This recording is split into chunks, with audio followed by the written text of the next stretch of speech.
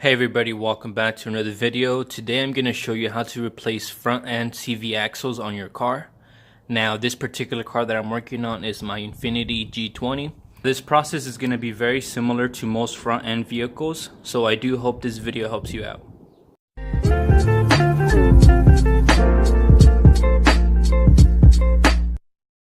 In front of me I have some of the tools that you're going to need to replace your front end CV axles. Starting off on the right hand side, you're going to need a torque wrench. You're also going to need a breaker bar. You're also going to need a good set of sockets along with a ratchet. In this video I ended up using a hammer and a flathead, so make sure you have some of those available. You're also going to need a pair of pliers along with a wrench set. And finally, on the left hand side we have a set of front end CV axle nut sockets. I would recommend for you guys to get a set like this because just alone one of these sockets can cost up to 20 bucks. And then this set that I got from Harbor Freight has sockets ranging from 29 all the way to 38. And this set cost about 60 bucks. So in one job that you do, it's gonna pay for itself. Now I know that not everybody has impact tools, so I'm gonna show you how to remove the axle nut just using your brake bar. Go ahead and start by jacking up your car and removing the wheel.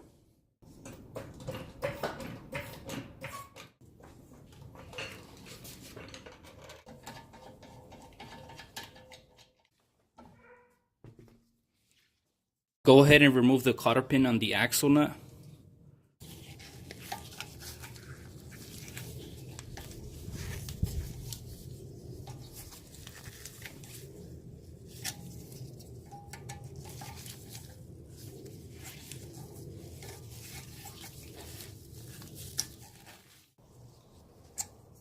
Spray your CV axle with penetrating fluid or some sort of lubricating fluid. Go ahead and get your wheel and pop the center cap off.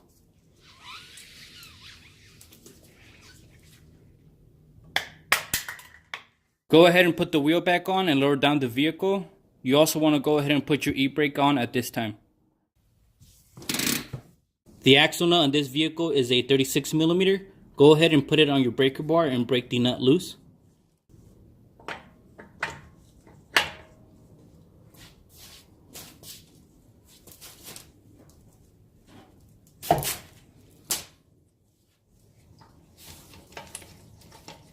Once you break this nut loose, go ahead and jack up the vehicle and remove the wheel again.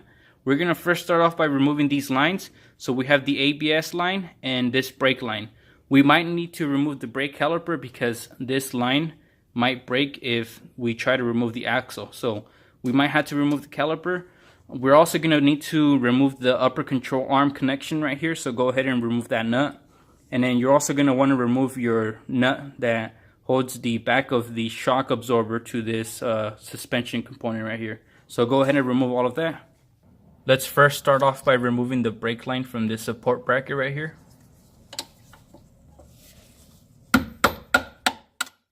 Next, go ahead and remove the two nuts holding down this ABS cable. There's one right here and one over here.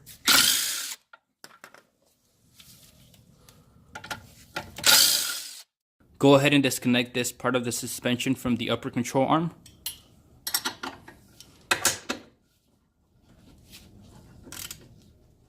Once you remove that bolt, go ahead and separate them with a flathead. To be on the safe side, I'm just going to go ahead and remove the brake caliper. There's two fasteners in the back side of the caliper that you need to remove.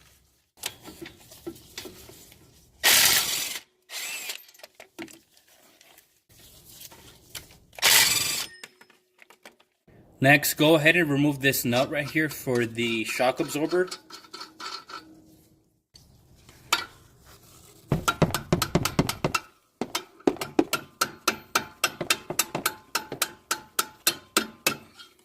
Go ahead and remove this nut all the way. Go ahead and get your hammer and hammer the CV axle out.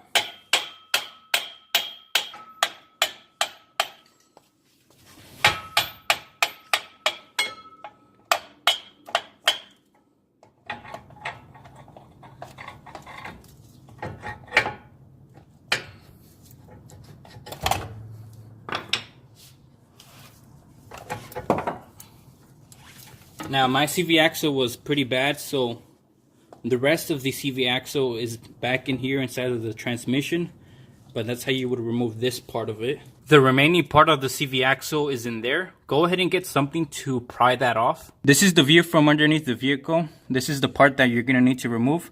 All you need to do is pry on this part right here to pop it out. Now, as soon as this pops out, there is going to be some transmission fluid that leaks out, so just be prepared for that. I was finally able to get this part of the CV axle out of the transmission. Now, I do have to admit this was rather difficult, so when you're underneath there, just be careful not to damage your transmission housing. And as you guys can clearly see, this CV axle is pretty much worn out. We are going to be replacing it with a brand new one, so that's the upside to this. Before you install your new CV axle, you want to make sure that the end part that goes to the differential is the same as the original one. If for whatever reason these guys are not the same, that can cause some issues for you down the road and it's not going to be pretty. So just make sure that you always verify that you have the correct part and it's the same part. Since I already have the CV axle out of the vehicle, I'm also going to go ahead and replace the inner CV axle seal. I would recommend for you guys to replace these so that you can avoid any headaches down the road. I'm just using some extensions right here, 1/4 inch. I'm going to go underneath the seal right here and pull towards me. So go like that. You don't want to use a flathead in this situation right here, because if you do, you can score the housing of the seal right here and it won't seal anymore.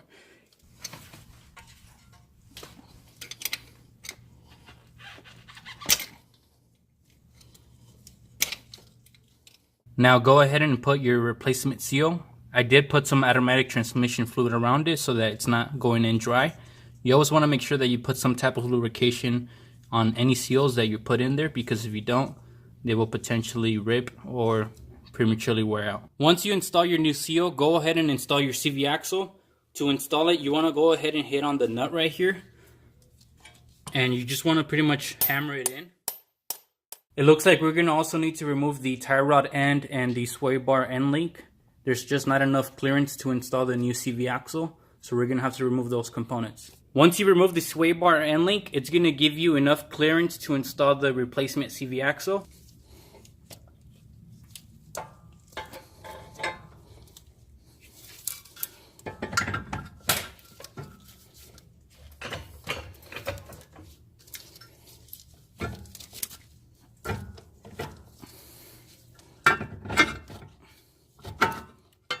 We're going to go ahead and put our washer, and we're going to hand tighten down the nut while we get everything else situated. We're going to first start off by putting back the sway bar end link. I'm going to lower down the lower control arm a little bit so that it lines up with the sway bar.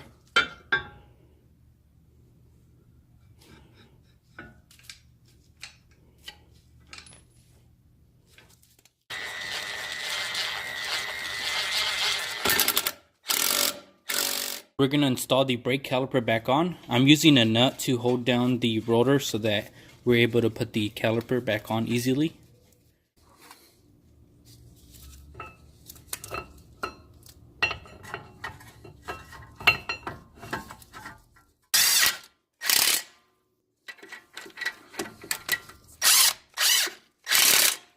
Next, go ahead and install the bolt right here that holds the shock absorber.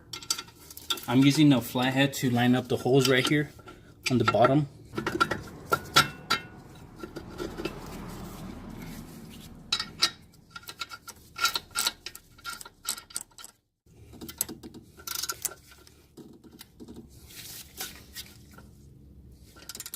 Now you can go ahead and put your brake line back on, and then do the same thing with the ABS cable. Connect your upper control arm with the linkage right here.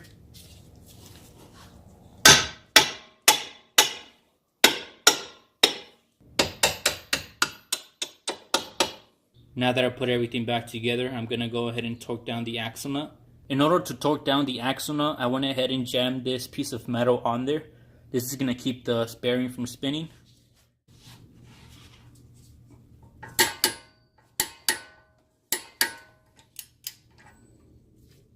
Go ahead and install your cotter pin. You should be using a new one each time, but since mine is in good condition, I'm going to be reusing it.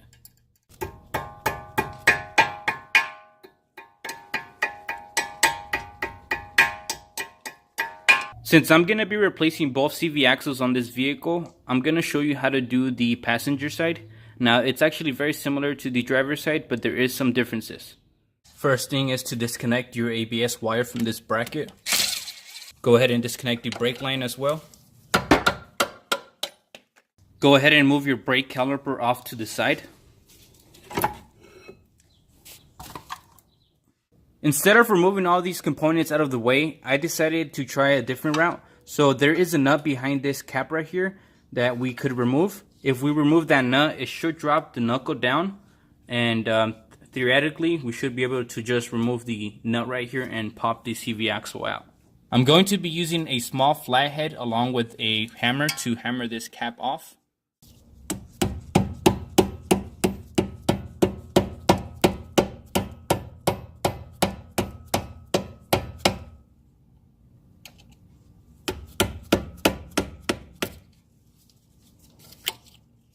Go ahead and remove the 17mm nut out of the way. Make sure to use a breaker bar for this.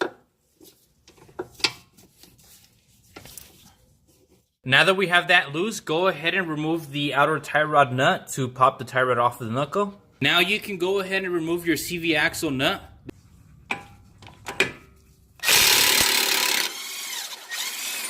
Now what you need to do is push down on the knuckle.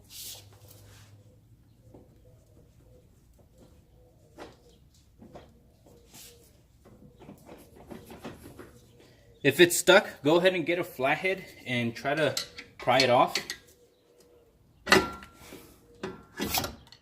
Now that we have all of this room, we can go ahead and pop the CV axle out.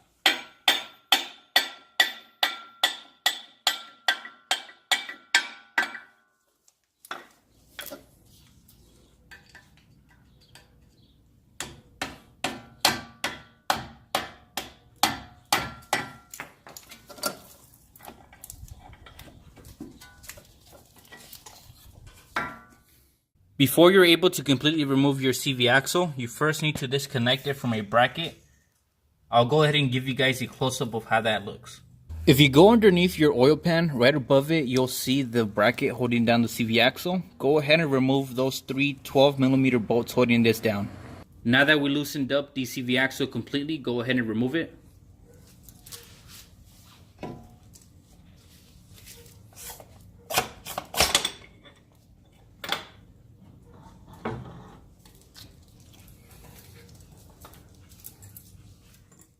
On the bottom we have the old CV axle, and on the top we have the brand new replacement. You want to make sure that these guys are the exact same length and that they are the exact same part. We're also going to be installing our new seal since we already have the CV axle out.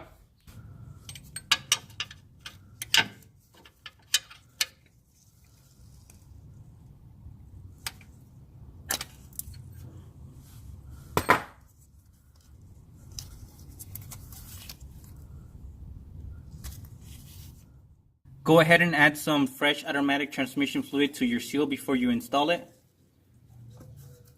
Now you can go ahead and install your new CV axle.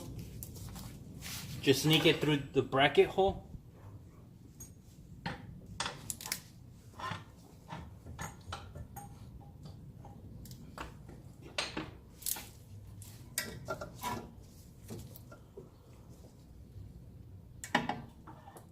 This is how your bracket is supposed to look like when you have the CV axle mounted up.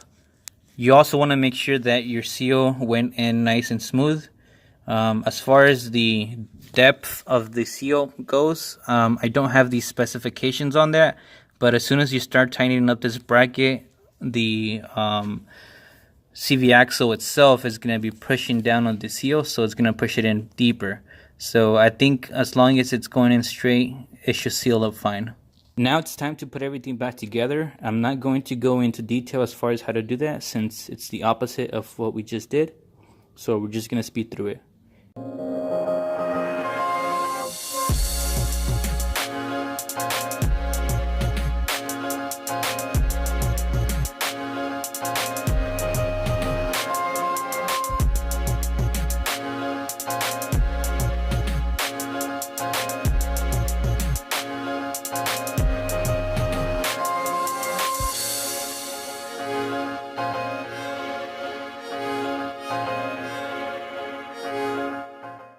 This is going to wrap up the video. If you guys found the information helpful, please make sure to give me a thumbs up. And if you're not subscribed to my channel, please consider it. I'll catch you guys in the next one. Peace out.